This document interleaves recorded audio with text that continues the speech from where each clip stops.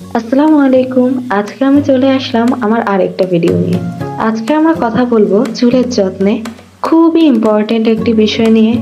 আপনারা কি কখনো ভেবে দেখেছেন আমাদের একেকজনের চুলের ধরন কেন একেক রকম? কেনই বা কারো চুলে তেল দিলে সহজে বসতে চায় না, আর কারো চুলে তেল দেওয়া মাত্রই পুরো চুলে তেল অ্যাবজর্ব হয়ে যায়? কেন একেকজনের চুল রুক্ষ শুষ্ক আর একেকজনের চুল মসৃণ হয়? আসলে এই পুরো জিনিসটাই ডিপেন্ড করে তার চুলের পোরোসিটি অনুযায়ী। পোরোসিটি সম্পর্কে আমাদের অনেকেরই কোনো ধারণা নেই, কিন্তু চুলের যত্নে সবার প্রথমে আমাদের জানা দরকার হেয়ার পোরোসিটি সম্পর্কে।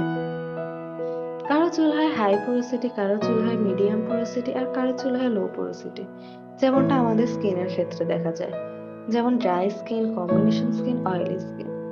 চুলের পোরোসিটি টেস্ট করার জন্য আমাদের সবার প্রথমে একটি গ্লাসে পরিষ্কার পানি নিয়ে নিতে হবে। তারপর মাথা থেকে একটি চুল নিয়ে সেই পানিতে 5 মিনিটের জন্য রেখে দিতে হবে। যদি আপনার চুল গ্লাসের পানির উপরে থাকে, তাহলে বুঝে নেবেন আপনার চুল লো পোরোসিটি।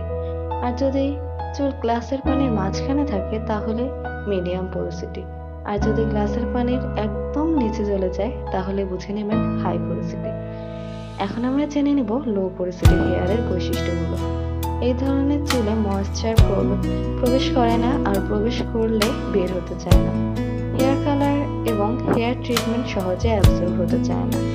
এছাড়া এই ধরনের চুল শুকাতে সময় লাগে।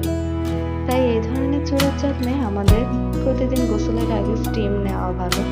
এছাড়া খাঁটি নারকেল তেল ও অর্গান অয়েল ব্যবহার করতে পারেন, এবং শ্যাম্পু সিলেক্ট করার ক্ষেত্রে ময়শ্চারাইজিং শ্যাম্পু সিলেক্ট করতে পারেন। এখন আমরা বলবো মিডিয়াম পোরোসিটি হেয়ারের বৈশিষ্ট্যগুলো। মিডিয়াম পোরোসিটি হেয়ারগুলো পারফেক্ট অ্যামাউন্ট ময়েশ্চার গ্রহণ করে, তাই চুল দেখতে সুন্দর, শাইনি হয় এবং মজবুত হয়। তাই এই ধরনের চুলের যত্নে বেশি কিছু করতে হয় না। শুধুমাত্র regular coconut oil massage, shampoo and conditioner করলেই হয়। এছাড়া উইকে একবার প্রোটিন কন্ডিশনার হেয়ার প্যাক ব্যবহার করলে যথেষ্ট। এখন আমরা জানবো হাই পোরোসিটি হেয়ার সম্পর্কে।